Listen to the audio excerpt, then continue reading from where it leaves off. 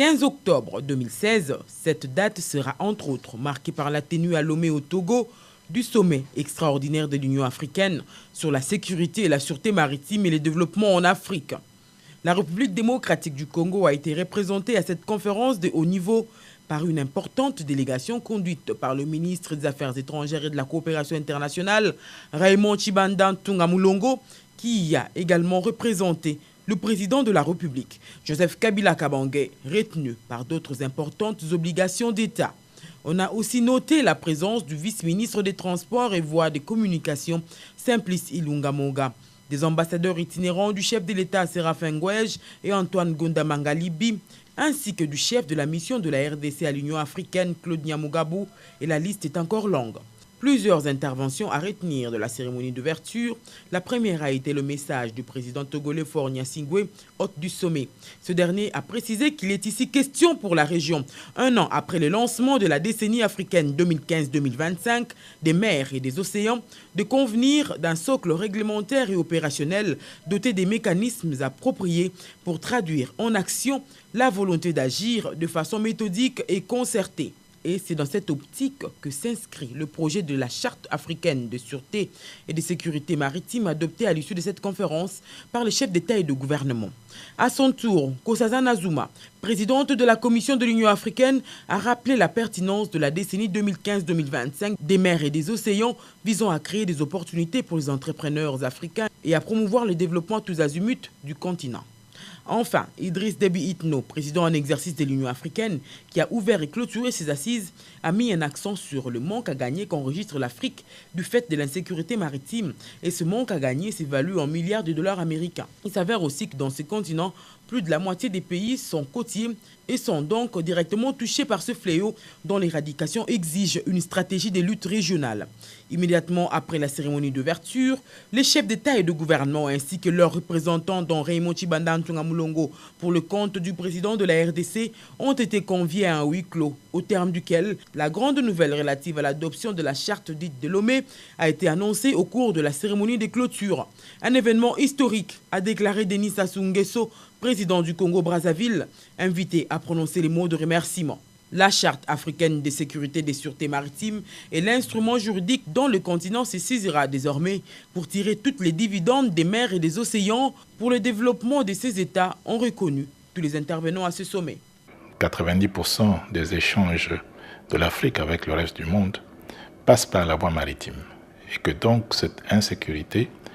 a une incidence négative sur l'économie de nos pays, en plus du fait qu'elle entraîne souvent des pertes en vies humaines. Il était donc important pour les chefs d'État et de gouvernement africains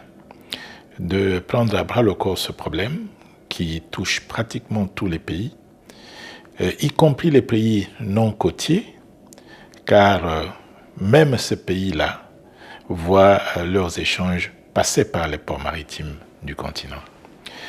C'est pour cela qu'il s'est tenu ce sommet spécial sur la sécurité et la sûreté maritime et le développement de l'Afrique, qui se situe dans le prolongement des réunions antérieures qui ont eu lieu il y a quelques années à Yaoundé et dans cette région-ci de l'Afrique occidentale. Le sommet a pour terminer félicité Carlos Lopez, secrétaire exécutif de la Commission économique des Nations Unies pour l'Afrique, arrivé fin mandat, pour les bons services rendus à cette partie du continent. Après Lomé, le ministre des Affaires étrangères et toute cette délégation ont pris la direction de Madagascar, cette fois-là pour y prendre part au sommet des chefs d'État et de gouvernement du COMESA. En effet, du 18 au 19 octobre 2016, les États de l'Afrique australe, membres du marché commun de l'Afrique orientale et australe, COMESA, ont axé leurs échanges sur l'industrialisation inclusive et durable, thème du sommet.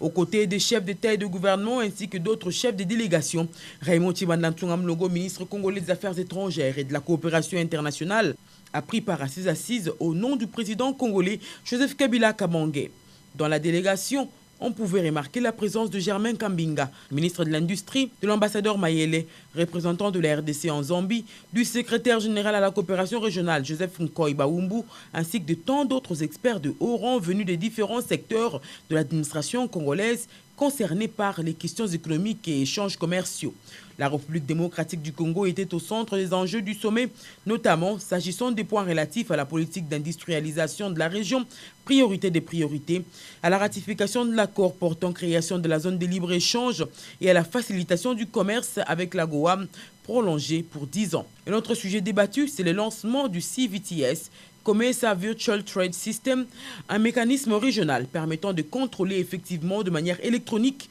le mouvement de toutes les marchandises de la région, une initiative que la RDC a pleinement appuyée, étant donné qu'elle permettrait de lutter contre la fraude douanière et de générer des recettes au trésor public, ce qui aurait pour conséquence à moyen terme de promouvoir le développement et le bien-être des populations de la région, et les États membres ont signé des accords dans ce sens. Parmi les discours prononcés lors des cérémonies d'ouverture et de clôture du sommet, on retiendra ceux du Premier ministre éthiopien Haïlé Mariam Desalegn et des présidents de Madagascar, Eri Rajaonarimampianina, hôte du sommet, ainsi que de la Zambie, Edgar Chagwa. Tous ont mis un accent sur les efforts à conjuguer au niveau régional en vue de matérialiser l'agenda du COMESA pour l'industrialisation adopté lors du sommet de Kinshasa en 2013. Sur le plan politique et sécuritaire, le sommet a salué la signature de l'accord entre acteurs politiques de la RDC et appelle tous les non-signataires de ce texte à privilégier le règlement pacifique des différends. Et encore un point abordé concernant la RDC, c'est la mise en place de la première cour de justice